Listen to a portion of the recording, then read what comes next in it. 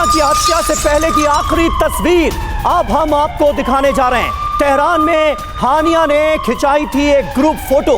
Tehran के theme park exhibition की ये तस्वीर है। ये देखिए, यही वो तस्वीर है जो आखिरी तस्वीर बन गई हमास के पॉलिटिकल विंग के मुखिया इस्माइल हानिया की। बैकग्राउंड में अल अक्सा मस्जिद का एक मॉडल आपको नजर आ रहा है।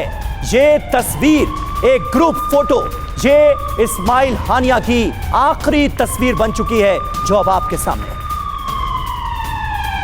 और देखिए, एक और बड़ी खबर आ रही है। हानिया की मौत के बाद ईरान के इजराइल को बड़ी धमकी, इजराइल को बड़ी कीमत चुकानी पड़ेगी। इजराइल ने रेड लाइन को क्रॉस कर दिया, यह बड़ी बात कही गई है। इजराइल ने रेड लाइन को क्रॉस किया, यानी कि इशारा साफ है कि ईरान कुछ बड़ा फैसला, कोई बड़ा कदम इजराइल के खिलाफ उठा सकता है। और देखिए, एक और बड़ी खबर आ रही है यूएसए से। अमेरिकी रक्षा मंत्री लॉयड ऑस्टिन का बड़ा बयान। हिजबुल्लाह ने हमला किया तो अमेरिका सीधे तौर पर करेगा इजराइल की मदद। फिलीपींस में मौजूद हैं इस वक्त अमेरिकी रक्षा मंत्री और उन्होंने वहीं से ये ऐलान कर दिया है कि हिजबुल्लाह ने अगर हमला किया तो अमेरिका सीधे तौर पर इजराइल की मदद के लिए आगे आएगा।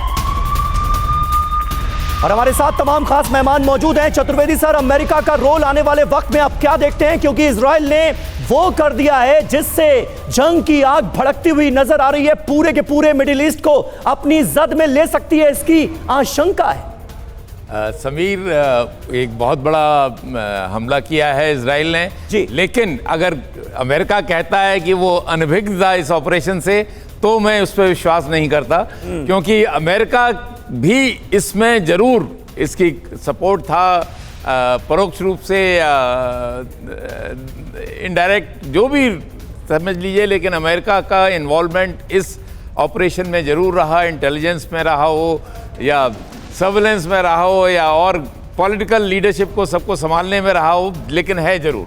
और आज जो कहा है वो बिल्कुल सही कहा है, क्योंकि पहले भी अमेरिका हमेशा इजराइल के साथ रहा है और इजराइल को अमेरिका की ज़रूरत है, अमेरिका को इजराइल की ज़रूरत है। ये एक नोन फैक्ट है सबके लिए।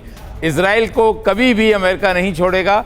मिडिल ईस्ट में अगर जितने भी इस्लामिक कंट्रीज़ हैं, इनका साथ आना, मैं पूरा एग्री करता हूँ एम्बेसडर अशोक सजनहार से कि ये बिल्कुल पॉसिबल नहीं है, क्योंकि इतने कॉन्ट्रडिक्शन हैं विद इन देमसेल्व्स। वो सब Saudi Arabia, Syria, Iran, Iraq, Egypt, सब में विद इन जॉर्डन, सब में विद इन देमसेल्व्स बहुत कॉन्ट्रडिक्शंस हैं। और इसलिए उन सब का एक साथ आकर इस ऑपरेशन में या काउंटर इजरायली ऑपरेशंस को चलाने में मैं नहीं समझता इस तरह का कोई गठजोड़ बनेगा। यानी जो पूरे अरब देशों को एक साथ एकजुट होने की बात इस्माइल हानिया की हत्या की बात कही जा रही है, आपको लग रहा है कि ये इम्पॉसिबल टास्क है, जो नामुमकिन है कि सब एक साथ आएंगे? और देखिए, इस बीच एक और बड़ी खबर का हम रुख करें, लेकिन इससे पहले सुमित, मैं आपके पास आना चाहूंगा। ईरान की तरफ से एक बड़ी बात कही गई है कि इजराइल ने रेड लाइन को क्रॉस कर दिया है। क्या बोलना चाहता है ईरान, क्या होता हुआ आप देख पा रहे हैं अब इस बयान के बाद?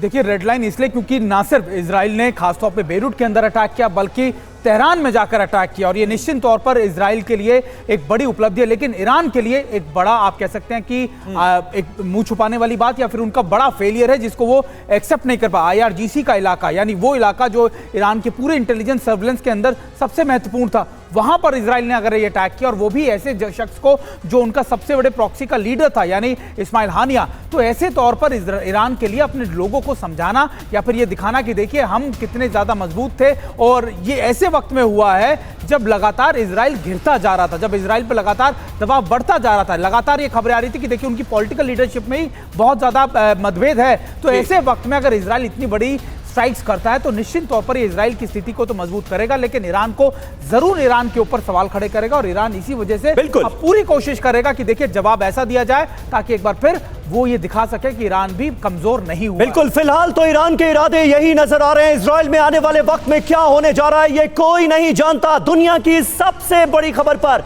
लगातार हमारी नजर बनी हुई है। TV9 की 10 देशों से ये बड़ी कवरेज आगे भी जारी रहेगी। तमाम खास मेहमान हमारे साथ बने हुए हैं।